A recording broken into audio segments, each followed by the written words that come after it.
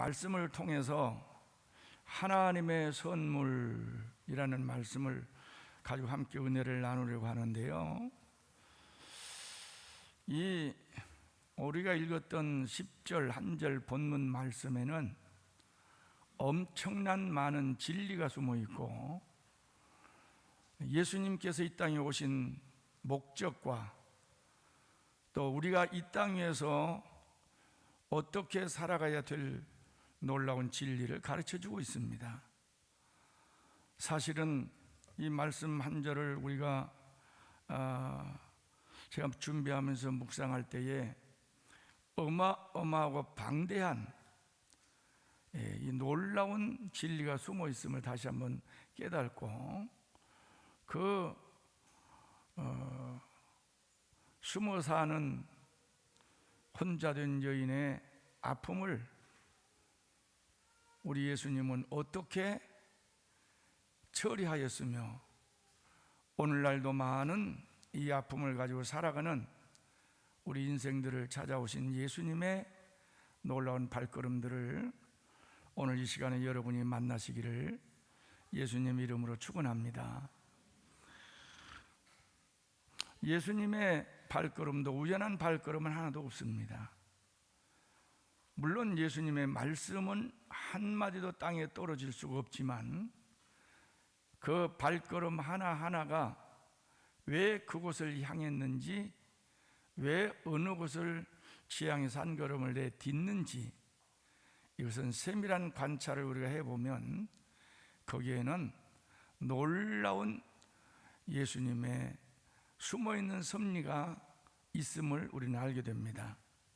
오늘도 우연 같은 예수님의 수가성 우물가를 향하신 발걸음과 우물을 기르러 온 여인의 만남과 또 예수님이 이 여인을 향한 뜨거운 아름다운 사랑이 예수님의 계획하신 섭리와 창조적인 구원의 역사를 이루기 위하여 오늘 걸어갔던 발걸음으로 우리는 알게 됩니다.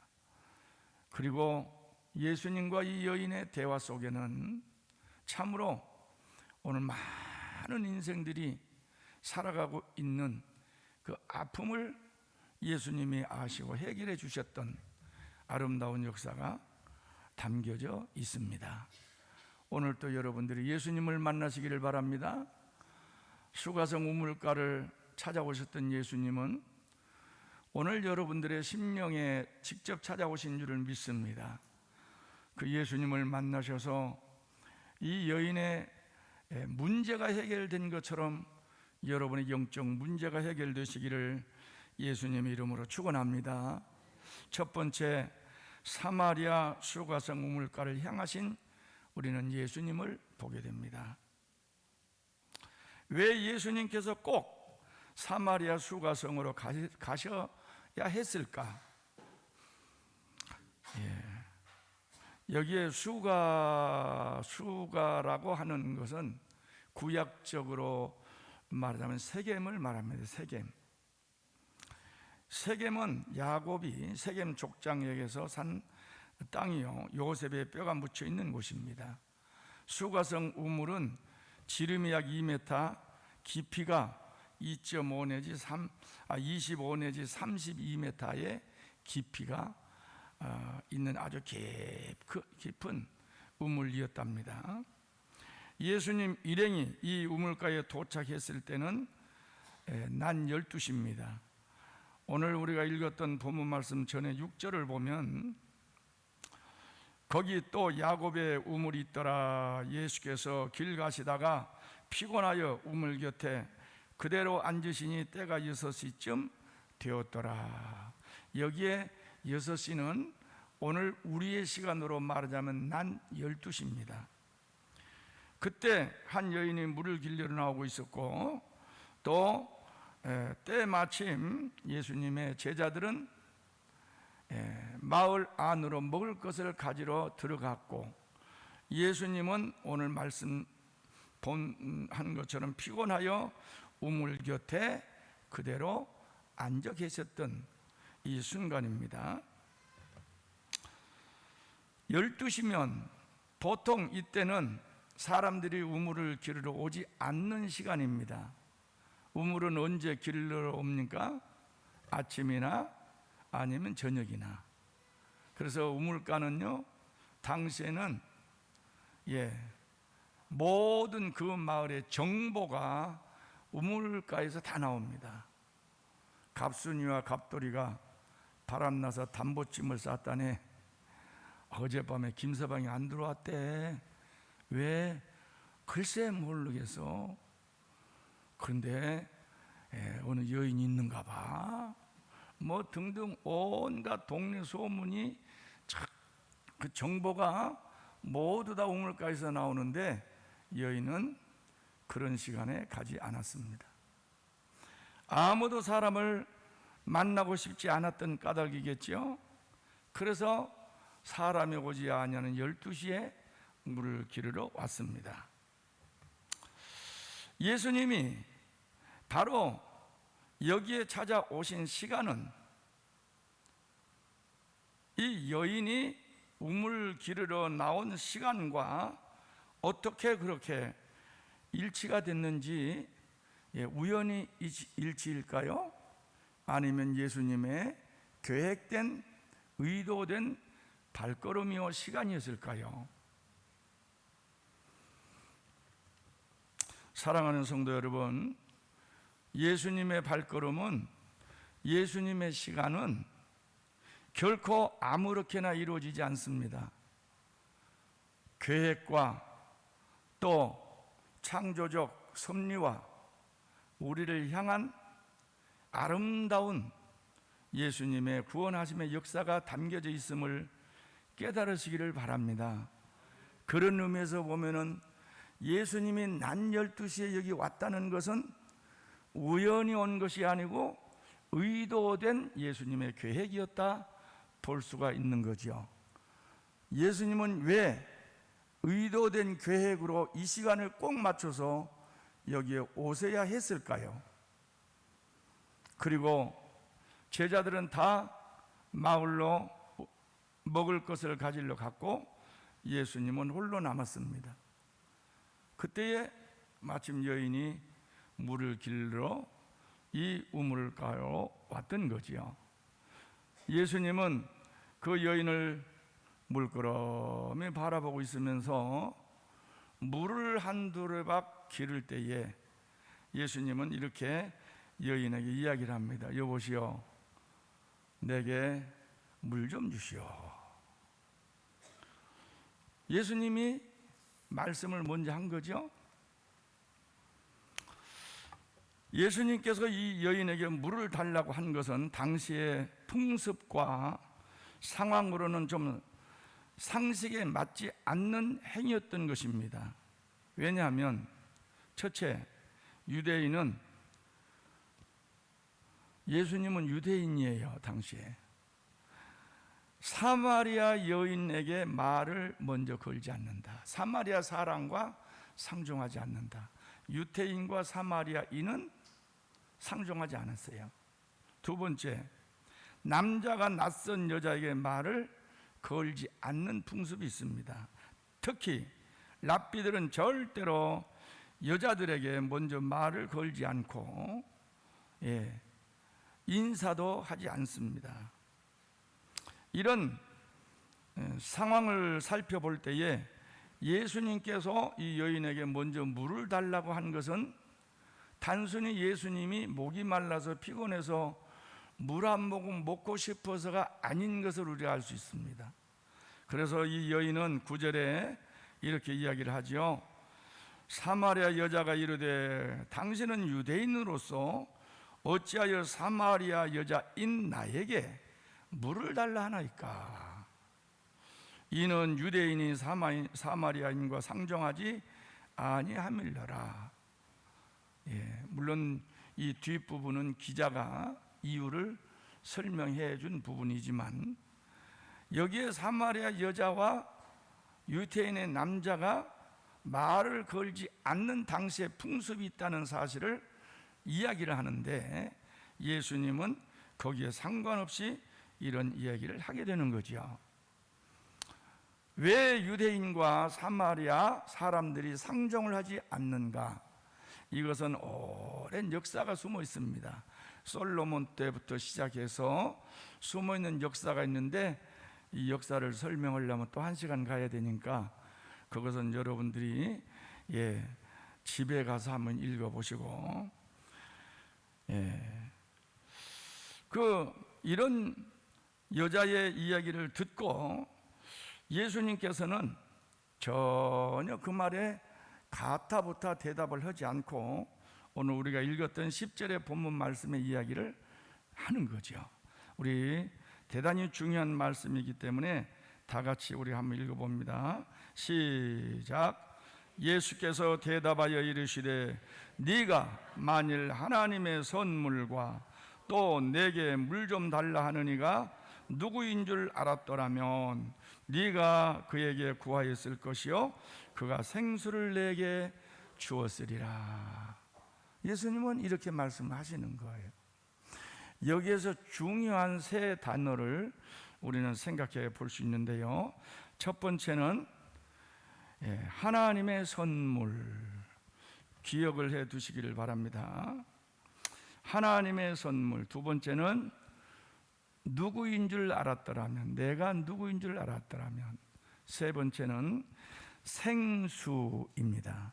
이 세 단어를 일단은 여러분들이 좀 마음에 담아 놓으시고 기억해 두시면서 오늘 말씀을 함께 이어가도록 하겠습니다. 자, 예수님의 이 말씀에 여전히 여인은 예수님의 말씀을 비웃듯이 11절을 이 여인이 11절, 12절을 계속 하는 거죠. 다 같이 읽어봅니다. 시작. 여자가 이르되 주여 물 기를 그릇도 없고 이 물은 깊은데 어디서 당신이 그 생수를 얻게 싸옵나이까? 우리 조상 야곱이 이 우물을 우리에게 주셨고 또 여기서 자기와 자기 아들들과 짐승이 다 마셨는데 당신이 야곱보다 더 큽니까? 이 여자가 이렇게 묻는 거예요. 이 우물은 누가 팠어요? 야곱이 팠어요. 그리고 야곱과 지금 이 시대적 간격은 근 2000년 정도 됩니다. 근데 이 우물이 2000년 동안 그 자손들이 먹고 지금까지도 내려왔다는 거예요. 그러니까 이곳에 사는 사람들은 이 우물을 얼마나 소중하게 생각했으며, 그리고 그들에게서 있어서 가장 위대한 사람은 누구라고 생각했습니까? 야곱이라고 생각했던 거예요. 물론 야곱을 통해서 하나님 이스라엘이라는 이런 국호를 정해줬지만, 아무튼 야곱이 가장 위대하다고 생각했던 것이 이 시대의 사람들과 여기에 현재 살고 있는 사람들의 생각이었습니다. 그런데 야곱은 우물 파가지고 우리를 직접 물을 주는데 당신은 두레박도 없고 어디서 우물을 좀 파가지고 물을, 생수를 줄 수 있어요? 아니, 야곱보다 당신이 더 커요. 여러분, 이것은 여인이 예수님에 대한 말씀에 대해서 비웃는 말씀이에요, 사실은. 그렇죠. 주님의 말씀 속에는 우리가 이해하지 못한 말들이 너무 많습니다. 그럴 때에는 우리는 대체로 그 말씀에 깊이 생각하지도 않고 그냥 흘려 들어버리고, 또 여러 가지 성경의 역사 속에 나타나는 사건들을 이해하지 못할 때에 하박국 선지자처럼 하나님을 의심하기도 하고 또 하나님에 대해서 원망하기도 하는 거죠. 예수님께서는 이 여인의 말을 전혀 가타부타 아랑곳하지 않고 내가 야곱보다 더 커. 왜냐하면 이렇게 이야기할 법도 하지요. 예수님이 그거 따지러 온 건 아니잖아요. 그 말에 전혀 예수님은 가타부타 말씀을 하지 아니하시면서 13절, 14절을 이어나갑니다. 또 한번 읽어봅니다. 시작. 예수께서 대답하여 이르시되 이 물을 마시는 자마다 다시 목마르려니와 내가 주는 물을 마시는 자는 영원히 목마르지 아니하리니 내가 주는 물은 그 속에서 영생하도록 솟아나는 샘물이 되리라. 할렐루야. 지금 대화는 어디에 초점을 맞춰져 있느냐면 물에 초점이 맞춰져 있어요. 지금 대화는 물 달라, 이 우물 만드는 야곱이다. 그때부터 지금까지 이 물을 먹고 있다. 근데 예수님께서는 이 물은 말이야 한 번 먹으면 다시 또 목마르지만 내가 주는 물은 영원히 목마르지 아니하는 거야. 이런 그 물을 가지고, 물이라는 주제를 가지고 계속 대화를 나누는 거예요. 여러분, 여기에서 말하는 이 물, 예수님께서도 말씀하신 이 물이 뭘까? 물이 뭘까?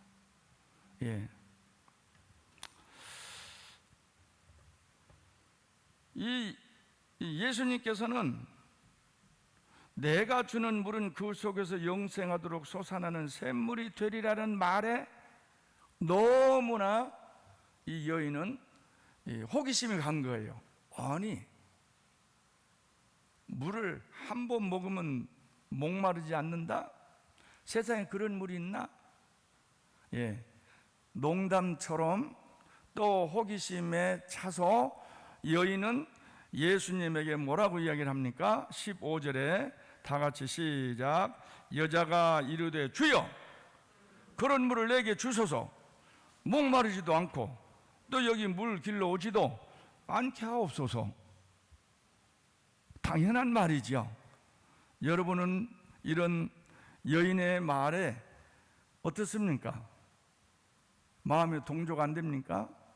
아마 저 같아도 그랬을 거예요. 특별히 이 여인은 물을 길르러 오기가 너무너무 싫은 거예요. 물은 안 먹을 수는 없고, 물을 길러 오자면 사람을 만나야 되고, 사람을 만나자면 자기의 부끄러운 모습들이 탄로가 나고, 대인 기피증이 걸려서 숨어 사는 여인이 지금 되어 있거든요. 그러니까 물 길러 오는 것이 너무나 괴로운 거예요. 여러분도 남들에게 내 자신을 보이고 싶지 않는 비밀스러운 것이 있습니까? 없습니까? 여러분은 없으신 것 같아요. 저는 가만히 생각해 보면 많아요. 내 마음을 들켜버리면 큰일 났네. 모든 사람들이 그런 것이 다 있는 거예요. 그러니까 여인에게는요, 물 길러 오지 않게 하는 것처럼 좋은 것이 없는 거예요. 그런 물이 있어요? 그럼 좀 주세요. 물 길러 오지 않도록. 일단은 성경은 여기까지 한 단락을 짓습니다. 오늘 우리가 읽었던 말씀 사실은 그 4장 3절부터 시작해서 오늘 15절까지를 한 단락을 성경은 지어요. 자, 여기에서 우리가 이제 생각해 볼 것을 우리가 다시 생각해 봐야 되겠는데, 그것은 뭐냐면 세 번째 우리가 생각할 것, 하나님의 선물이다. 할렐루야. 10절에서 말하는 예수님의 말씀을 우리가 다시 한번 생각해 봅니다.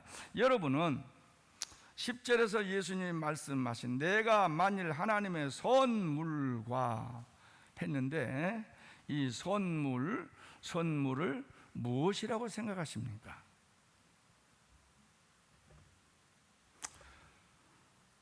유명한 신학자 칼빈은 그리스도 자신이다 이렇게 이야기를 했고, 또 다른 성경학자들은 그리스도께서 주시는 생수다, 이렇게 이야기를 하기도 했습니다.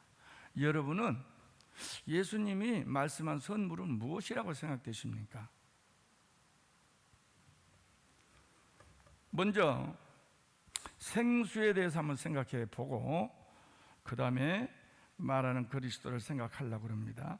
오늘 이 물이 주제로 나왔으니까, 자, 생수에 대해서 우리가 한번 생각해 보면 생수는 뭘까요? 사도행전에 보면 이 생수 또는 하나님의 선물을 생수라고 표현한 이 생수에 대해서는 성령님, 성령과의 깊은 관계를 맺고 4번씩이나 말씀을 하고 있는데, 사도행전 2장 38절, 8장 20절, 10장 45절, 11장 17절 그러는데 대충 이런 것들이에요. 사도행전 2장 38절 말씀을 보면 베드로가 이르되 너희가 회개하여 각각 예수 그리스도의 이름으로 세례를 받고 죄 사함을 받으라. 그리하면 성령을 선물로 받으리라. 성령을 선물로 받으리라.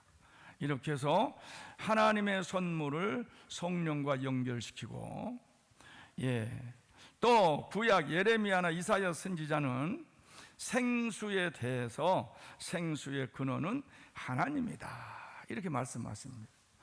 너희가 생수의 근원인 나를 버렸도다, 이렇게 이야기를 하지요. 에베소서 2장 8절에는 하나님의 선물이 나오는데, 너희는 그 은혜에 의하여 믿음으로 말미암아 구원을 받았으니 이것이 너희에게서 난 것이 아니요 하나님의 선물이라. 여기에서 에베소에서 말하는 하나님의 선물은 뭘까요? 구원이죠. 자, 이제 그렇다면 이 생수는 뭘까? 하나님의 선물이라고 말씀할 수 있는 생수는, 오늘 사도 요한은 요한복음 7장에서 생수에 대해서 이렇게 이야기를 합니다. 요한복음 7장 37절에서 39절 다 같이 시작. 명절 끝날 곧 큰 날에 예수께서 서서 외쳐 이르시되 누구든지 목마르거든 내게로 와서 마시라. 나를 믿는 자는 성경의 이름과 같이 그 배에서 생수의 강이 흘러나오리라 하시니, 이는 그를 믿는 자들이 받을 성령을 가리켜 말씀하신 것이라. 할렐루야.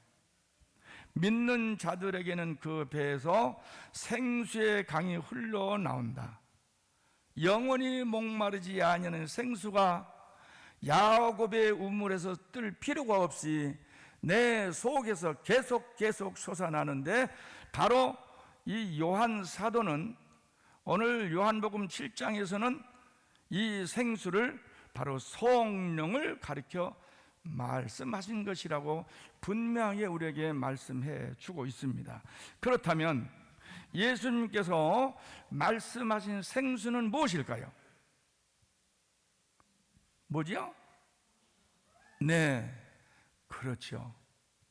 성령을 말합니다. 하나님의 선물과 너에게 말하는 내가 누구인 줄 알았더라면 내가 너한테 물 달라 하는 것이 아니라 네가 나한테 물을 달라 했을 거야. 내가 너한테 생수를 주거든. 사랑하는 성도 여러분, 정말로 육신의 물 한 번 먹고 영원히 목마르지 아니할, 목마름을 해결할 수 있는 물이 있어요? 물질적인 물이 세상에 있습니까? 없어요. 많은 사람들이 여기에서 단순한 물도 우리의 목을 끝까지 목마름이 없도록 만들 수도 없을 뿐만 아니라 물질도 우리의 목마름을 해결하지 못합니다. 돈이 얼마나 있으면 좋겠다, 그거 있으면 만족합니까? 천만의 말씀 만족하지 못해요. 높은 지위, 나는 어디까지 올라갔으면 좋겠다. 지금 대통령 선거한다고 지금 후보자들이 난리요. 그러면 그들이 대통령이 딱 되면 이제 됐어, 끝났어, 만족할까요?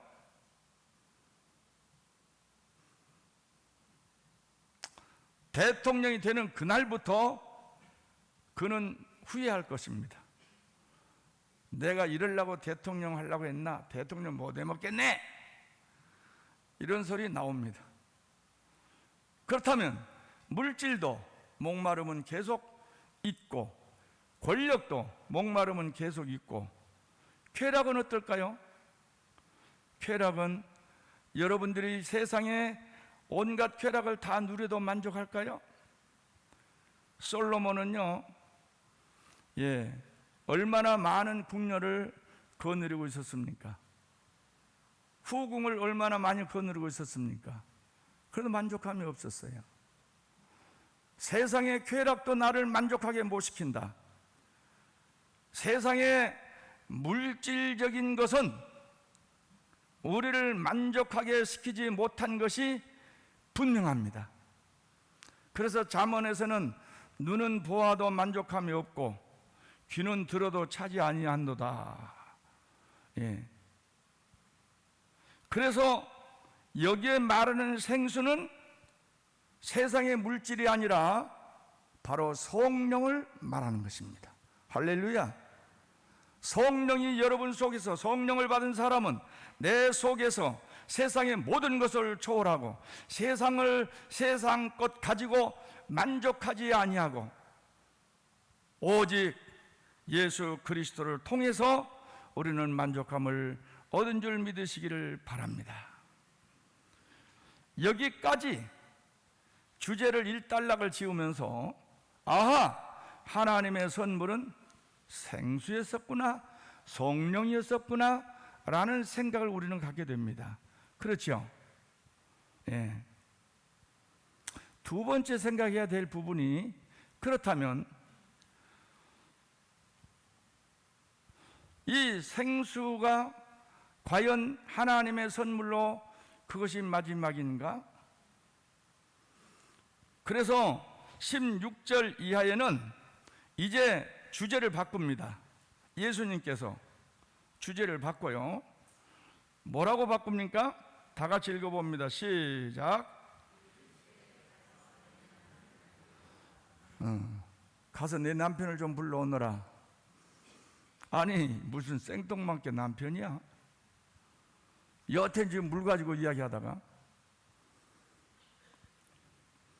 아마 이 소리를 듣고 얘는 깜짝 놀랐을 겁니다. 야, 저 양반이 말이야, 아니 이제 무슨 남편을 불러오라? 기분이 나빴을 것입니다. 그래서 이 여인은 퉁명스럽게 이야기를 해버립니다. 뭐라고 이야기를 합니까? 난 남편이 없어. 그래, 예수님께서는 그 말을 듣고 가타, 부타, 잘했다, 잘못했다 일체 이야기를 안 하지 않아요. 그런데 우리가 성경을 가만히 보면 16절에서 18절까지 예수님과 남편에 대한 이야기를 여인과의 대화 속에서 한번 살펴봅니다. 16절에서 18절 시작. 이르시되 가서 네 남편을 불러오라. 여자가 대답하여 이르되 나는 남편이 없나이다. 예수께서 이르시되 네가 남편이 없다 하는 말이 옳도다. 너에게 남편 5이 있었고 지금 있는 자도 네 남편이 아니니 내 말이 참되도다. 예수님의 대화의 기법은 우리가 배워야 될 점이 너무 많아요. 여러분, 사람들이 소통이 안 되는 이유가 뭔 줄 아세요? 상대방의 말 꼬리 잡고 늘어져서 상대방의 심성을, 마음을 상하게 하는 것이 대화의 소통의 부재예요. 말꼬리 잡지 마세요. 이야기를 할 때 그래, 당신이 봤어? 내가 언제 그랬어? 이래 가지고는 말 한마디 혹 잘 실수해서 잘 못 나왔다 해보세요. 그거 가지고 네 죽자 내 살자 난리 벌썩이요. 예. 예수님은 전혀 거기에 대해서 가타부타 이야기를 하지 않아요. 그 대신에 평범하게 대화하듯이 예수님은 그저 그냥 그의 말을 인정을 해줍니다. 그래, 당신 남편 없다는 말 맞아. 그 참말이야. 근데 사실은 원래 5명 있었거든. 지금 있는 남편도 당신 남편이 아닌 거 맞아. 그러니 당신 말이 맞는 거야. 예. 아니, 잘했다 잘못했다가 아니란 말이죠. 그냥 그저 사실들을 이야기했을 뿐이에요. 여러분, 그렇다면 이 여인에게는 과거에 남편이 5명 있었습니다. 지금 살고 있는 남자도 자기 남편 실은 아니에요. 남자하고 살고 있다는 얘기죠. 근데 이 사실을 동네 사람들은 알까요, 모를까요? 몰라요. 왜? 숨어 사는 여인이거든. 자기 과거가 들통이 날까 봐서 이웃 사람들에게 절대 말하지 않습니다. 대인 기피증이 생겼습니다. 사람 만나기 싫은 거예요. 그렇다면 이 여인이 뭘까요? 제가 여러분에게 3가지 예를 들어줍니다. 이 여인은 첫째, 불륜의 여자, 바람 피운 여자다. 2번째, 이 여인은 버림받은 여자다. 3번째, 이 여자는 불임 여자다. 아이를 낳지 못해서 소박 맞아서 계속 남편한테 버림받은 여자. 여러분 생각에는 어떤 여자 같아요?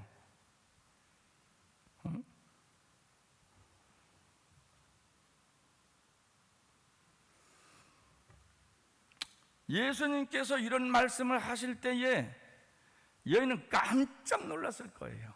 엄청나게 놀랐을 거예요. 나는 사람이 싫어서, 내 과거가 싫어서 어떻게 됐든지 저도 잘 몰라요. 바람 피운 여잔지 소박 맞은 여잔지 어떤 상황인지 따지지도 않고 묻지도 않아요. 그러나 아무튼 그런 과거를 가지고 있다면 사람들에게 가서 왜 그랬느냐 설명을 이야기하기도 싫지도 않고, 이거 이야기하려면 엄청나게 그 인생사를 이야기해야 되는데 너무 괴로운 거지.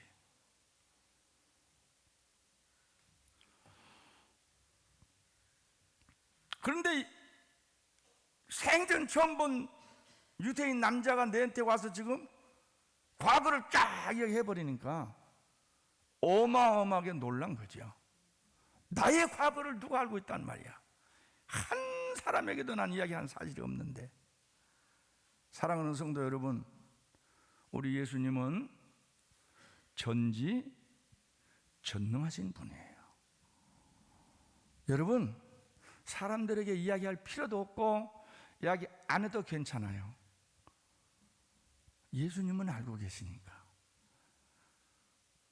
우리의 과거도 알고 계시고, 좋은 일 하는 것도 알고 계시고, 죄 짓는 것도 알고 계시고, 다 알고 계시는 거예요. 그렇다면 예수님이 지금 이 여자를 꾸중하러 왔습니까? 너는 상당히 못된 여자네, 나쁜 여자네, 이렇게 하려고 왔습니까? 아니에요. 전혀 예수님 말씀에 이 여인은 내가 예수님에게 꾸중 듣고 있구나, 창피해 죽겠네, 이런 생각을 전혀 갖지 않습니다. 왜? 대화 속에서 예수님께서 이 여자에 대한 반감을 가지고 대화를 하는 것이 아니기 때문에, 그걸 못 느꼈기 때문에 여인이. 그래서 여자가 예수님의 이 말씀을 딱 듣고 19절을 보세요. 여자가 이르되 주여, 내가 보니 선지자로소이다. 할렐루야. 이분은 선지자구나, 이걸 느끼는 거예요. 도마가 예수님 부활하신 이후에 지 없을 때 제자들만 있을 때 나타났다고 그러니까 나는 못 믿어. 그러더니 예수님이 나타나셔가지고, 야, 너는 말이야, 손가락이 길인데 옆구리 만져봐, 손 좀 만져봐, 못 자고. 그때 도마가 뭐라 했어요?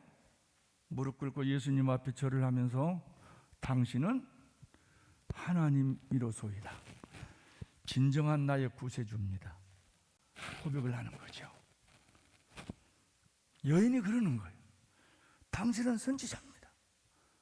여러분, 여러분들이 예수님과의 깊은 영적 대화를 나누고 예수님과 영적 교제를 나누고 예수님을 진정으로 만나고 알았다면, 여러분은 예수님을 뭐라고 고백할 수 있습니까? 당신은 진짜 나의 구세주입니다, 당신은 선지자입니다, 이야기할 수 있을 거예요. 그럼 믿는 사람들이, 예수를 구세주로 믿고 메시아로 믿는 사람들이 믿음의 행동을 어떻게 해야 됩니까? 이 여인을 우리는 다시 한번 살펴봅니다. 여기에서 내가 보니까 당신은 선지자입니다, 그래 놓고는 여인이 20절로 넘어가서 아주 굉장히 중요한 질문을 하게 되죠. 20절 우리 다 같이 한번 읽어볼까요?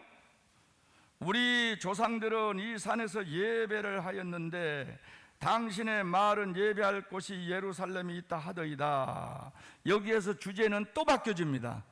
뭘로 바뀌어집니까? 예배. 오늘 예배에 대해서는 저는 다루지를 않습니다. 예배라는 주제는 다음에 다뤄야 될 주제이기 때문에 예배라는 주제는 제가 다루지를 않습니다. 이 여자는 예수님을 선지자로 딱 고백한 다음에 예배 드리는 거. 나는 지금까지 내가 고민이 하고 있는 것이 뭐냐? 예배야. 예배를 여기서 드려야 되나 예루살렘에서 드려야 되나, 이것이 고민이야. 여러분, 이스라엘 역사를 여러분들이 안다면 사마리아인들은 여로보암을 통해서 북이스라엘을 건설하고 예루살렘으로 내려가지 못하게 한 거 다 아실 거예요. 그리고 이 베델과 단에 송아지를 세워놓고 거기다가 제사를 지내고 여기에 그리심산에다가 제단을 만들어서 여기에서 예배를 드리는 겁니다. 레위인이 아닌 평범한 사람을 제사장으로 세우고, 그리고 원래 7월 10일이 속죄일인데 8월 15일로 속죄를 정하고 예루살렘 절대로 내려가지 못하게 만들고, 이 위에 북이스라엘 10개 지파는 사마리아에서 예배를 드리라고 명령을 내리죠. 여로보암을 통해서. 그때부터 그들은 여기 안 내려옵니다. 예루살렘에. 그런데 여인은 고민이 된 것이 뭡니까? 예배. 그렇다면 예배는 진짜 예루살렘에서 드려야 되나, 아니면은 이곳에서 그리심산 이곳에서 지금 드려야 되나, 이게 고민이야. 왜 예배에 대해서 고민을 했겠습니까? 여인이 진짜 하나님을 만나고 싶은 거예요. 진짜 나는 하나님 안에서 나의 삶을 고백하고 나의 죄 용서함을 받고 하나님과 영적 교제를 나누고 싶은 거예요. 그러나 가르쳐 줄 사람이 없어. 이것이 맞나 저것이 맞나 어느 것이 진리인지는 모르는 거예요. 그래서 그의 마음속에 학수고대하고 기다렸던 것이 바로 메시아예요. 그래서 메시아예요. 이스라엘 백성들 속에서는 보편적으로 메시아 사상이 다 있습니다. 메시아 그가 오시면 모든 문제가 다 해결된다. 이 여인도 마찬가지예요. 메시아 그가 오시면 바로 이 문제를 해결할 거야. 나는 하나님 앞에 예배를 드리고 싶어. 나는 비록 나의 삶이 너무나 비참하고 초라하고 죄악스럽고 남들에게 나타내 보이기가 싫은 내 인생이지만, 그러나 만약에 내가 메시아를 만난다면 메시아와 함께 진정한 예배를 드리고 죄 용서를 받고 하나님의 나라에 하나님의 딸로서의 삶을 살고 싶은 간절한 욕망이 바로 이 여인에게 있는 거예요. 아무도 모르지만 이 여인의 욕망과 이 여인의 영적 간절함을 누가 알고 계셨느냐? 예수님이 알고 계신 거예요. 그래서 예수님은 예루살렘에서부터 요단강을 따라서 갈릴리를 올라가야 되는데 일부러 사마리아 땅으로 돌아서 수가성 우물가 이 여인을 만나러 예수님이 오신 거예요. 왜? 영적인 그 문제 해결해 주려고.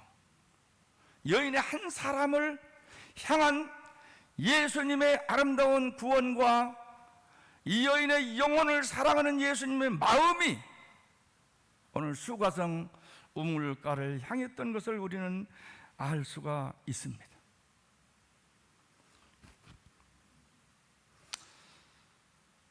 (25절) 말씀에 여인이 이야기합니다. 다 같이 시작. 여자가 이르되 메시아 곧 그리스도라 하는 이가 오실 줄을 내가 아노니 그가 오시면 모든 것을 우리에게 알려주시리이다. 그때 예수님께서 이 여인에게 영적인 눈이 떠진 것을 알고 단도직입적으로 분명하게 이야기를 해줘 버리는 거예요. 26절 다 같이 읽어봅니다. 시작. 예수께서 이르시되 내가 내게 말하는 내가 그러하니라. 할렐루야. 직접적으로 내가 메시아다 이렇게 이야기한 성경 구절은 많지 않습니다. 오늘 예수님은 이 여인에게 직접적으로 네가 기다리고 있던 메시아가 바로 나야. 할렐루야. 예. 이 여인은 예수님의 이 말씀에 전혀 거부감이 없어요. 맞아. 자기는 선지자로만 생각을 했었는데 아니야, 선지자 이상이야. 이분은 바로 나의 죄 문제, 우리 인생의 문제, 우리 나라의 모든 문제를 해결할 메시아구나. 그래서 아마 성경은 안 나와 있지만 그 자리에서 무릎 꿇고 오 메시아 당신을 나는 기다렸습니다. 지금까지 내가 당신을 기다렸습니다. 이제 내가 정말로 메시아를 만났습니다. 오 나의 주요, 오 나의 그리스도요, 너무너무 감사합니다. 그리고 이 여인은 그 자리에서 벌떡 일어나서 수가성 마을 안으로 달려서 들어갑니다. 동네 사람들 보시오. 동네 사람들 잘 나오세요. 내가 메시아를 만났단 말이오. 우리가 기다렸던 메시아, 우리가 기다렸던 그리스도, 그를 내가 지금 만나고 왔어. 한번 보시오. 한번 와서 보시오. 그러니까 막 동네 사람들이 와 나오는 겁니다. 아니 저 여인이 말이야 우리를 만나기를 싫어하고 살고 있는지도 없는지도 몰랐는데 아니 저 무슨 소리야? 메시아를 만났다고? 가자! 가자! 그래서 막 동네 사람들이 구름대처럼 막 몰려서 나옵니다. 나와서 예수님을 보는 거예요. 예수님은 그때까지도 여전히 우물가에 계셨어요. 그리고 달려온 그들을 향해서 예수님은 천국 복음을 전하시고 메시아의 그리스도에 대한 얘기를 하시면서 자신이 메시아인 것을 그들에게 가르쳐 주고, 이 동네 사람들은 예수님의 말씀을 듣고 갑시다, 우리 동네로 갑시다, 내가 밥 한 끼 살게요. 예수님을 모시고 동네로 들어가서 이틀 동안 예수님 말씀 듣고 한 동네가 완전히 복음화된 겁니다. 할렐루야. 사랑하는 성도 여러분, 여기에서 하나님의 선물은 뭘까요? 하나님의 선물은 그리스도입니다. 할렐루야. 하나님의 선물은 그리스도입니다. 그리스도를 통해서 우리에게 주신 성령이 우리 속에서 목마르지 아니하는 배에서 영원히 솟아내는 생수를 우리에게 주신 줄 믿으시기를 바랍니다. 예.